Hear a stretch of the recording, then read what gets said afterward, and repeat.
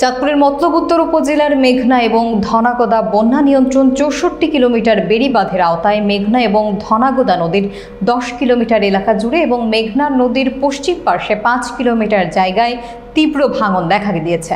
এভাবে ভাঙন অব্যাহত থাকলে বন্যা নিয়ন্ত্রণ বাঁধটি একসময় নদী গর্ভে বিলীন হয়ে যাবে বলে আশঙ্কা করছেন স্থানীয়রা। বিস্তারিত দেখুন মনিরুল ইসলাম মনিরের তথ্যচিত্রে। এ অঞ্চলের মেঘনা এবং ধনাগদা নদীর পাড় ঘেঁষে অবৈধভাবে বালু উত্তোলন এবং প্রবল স্রোতে মেঘনা নদীর জহিরাবাদ লঞ্চ ঘাট থেকে সোনারপাড়া শানকি ভাঙা চর মাছুয়া জনতার বাজার এবং ধনাগদা নদীর 60 নল থেকে কালীপুর, নবীপুর, হাফানিয়া, খাগুরিয়া, ঠেটালিয়া, সিপাইকান্দি পর্যন্ত প্রায় 10 কিলোমিটার এবং মেঘনা নদীর পশ্চিম পাড়ের চরাঞ্চল এলাকার চর উমেদ, নাসিরা চরের প্রায় 5 কিলোমিটার এলাকা জুড়ে নদীর তীরবর্তী অঞ্চলে তীব্র ভাঙন দেখা দিয়েছে। এই ভাঙনের ফলে হুমকির মুখে দেশের দ্বিতীয় বৃহত্তর মেঘনা ধনাগদা সেচ প্রকল্প, কয়েক হাজার একর ফসল জমি, কয়েকটি শিক্ষা প্রতিষ্ঠান, হাট বাজার, হাসপাতাল, মসজিদ, মাদ্রাসা, বসতবাড়ি সহ গুরুত্বপূর্ণ বিভিন্ন স্থাপনা। পাশাপাশি স্থানীয় লোকজন আতঙ্কে দিন কাটাচ্ছে। হঠাৎ করে ধনাগদা নদী এবং মেঘনা নদীর তীরবর্তী এলাকায় ভাঙন শুরু হয়েছে। এতে ঘরবাড়ি, ফসলের জমি বিলীন হয়ে যাচ্ছে। নদী ভাঙন ঠেকাতে জরুরি ব্যবস্থা নেওয়া দরকার, তা না হলে আরও শত শত বাড়িঘর নদীতে বিলীন হয়ে যেতে পারে। জানা গিয়েছে 1986 থেকে 87 সালে সেচ প্রকল্পের 64 কিলোমিটার দীর্ঘ ওই মূল বেড়িবাঁধ নির্মাণ করা হয়।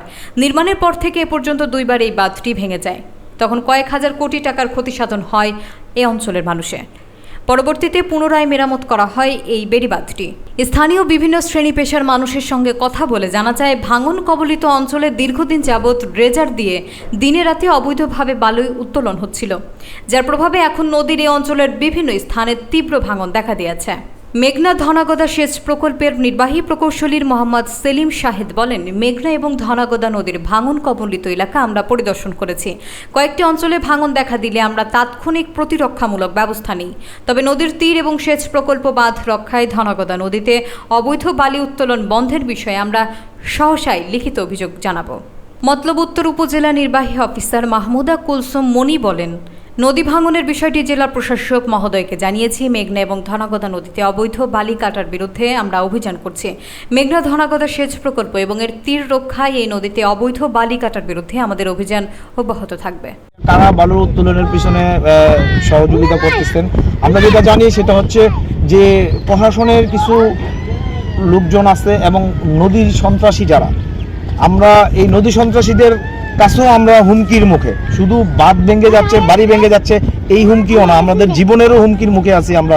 এটা নিয়ে যখন আমরা প্রতিবাদ করি, কথা বলি, তখন আমাদের বিভিন্নভাবে হুমকি আসে আমাদেরকে, মানে জীবন রক্ষার জন্য সেই আওয়ামী লীগের, ফেসিস্ট আওয়ামী লীগের মতো আমাদেরকে মানে কোণঠাসা করে রাখার জন্য একটা অবস্থা। কিন্তু এখন আর সেই আওয়ামী লীগের দুঃশাসন নেই। এখন জনগণ মানে স্বতঃস্ফূর্তভাবে এই বালু উত্তোলনের বিরুদ্ধে অংশগ্রহণ করবে, এটা আমি আশা করি। 5 আগস্টের পরে রাত্রে নদী খাওয়া বালু উত্তোলন করে আমাদের এই মতলব চাঁদপুরে ভাঙা শুরু হয়েছে।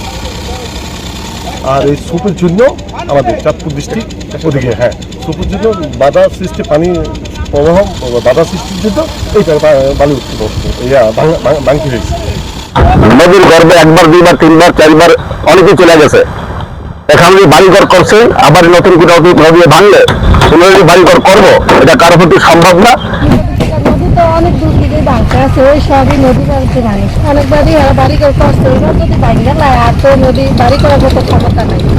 আর তো খুব জায়গা নদীর থেকে যদি বাড়ছে, তাইলে এত বড় বড় এলাকাটা সবাই শান্তি মতো সুস্থভাবে থাকতে পারে। আবার এদিকে স্কুল আছে, মসজিদ আছে, সবাই চলাফেরা করতে পারে। নদী যদি ভাঙে লাগে মানুষ কই যাইব, সবাই তো দেখব ফরেস্ট থেকে আইসে নদী ভাঙে, একবার ভাঙছে, দুইবার ভাঙছে, তিনবার ভাঙছে, এবার ভাঙলে অনেকটাই সমস্যা নাই, দ্বিতীয়বার বাড়ি করার মতো থাকার মতো। আমি সরকারের কাছে নিবেদন অনুরোধ জানাচ্ছি, যেহেতু খুব তাড়াতাড়ি নদীর কাজটা যখন করে বর্ষা কিন্তু থাকবে, এই পরিবার ভাঙা হইলে বাঁচানো যাইতো না।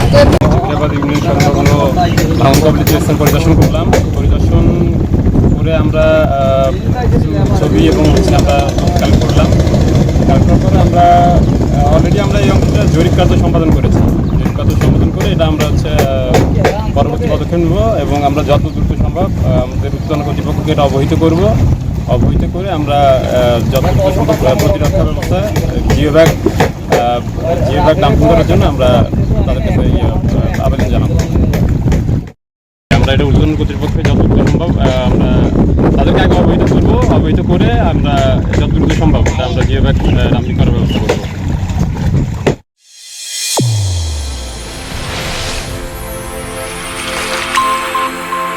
চ্যানেল A1 হৃদয়ের